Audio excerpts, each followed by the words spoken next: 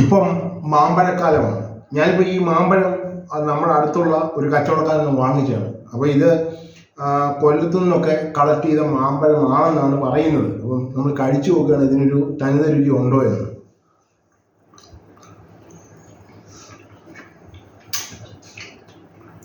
ഇത് പഴയകാലത്തെ കപ്പമുണ്ട മാങ്ങയാണ്, ബഡ.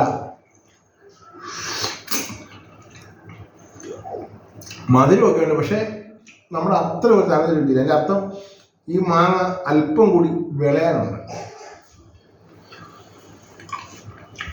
പിന്നെ മാമ്പഴത്തിൻ്റെ പലരും എൻ്റെ ഈ തൊലിയുടെ ഭാഗം ചവച്ചു പോകും. പക്ഷേ ഈ തൊലിയുടെ ഭാഗം നാച്ചുറലാണ്. ഈ കഴിക്കുന്നത് നല്ലതാണ്. കാരണം ഫൈബറിൻ്റെ അംശമൊക്കെ നമ്മുടെ ശരീരത്തിൽ.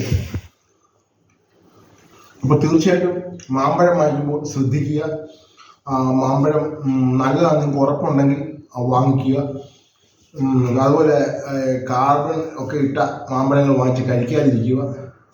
പിന്നെ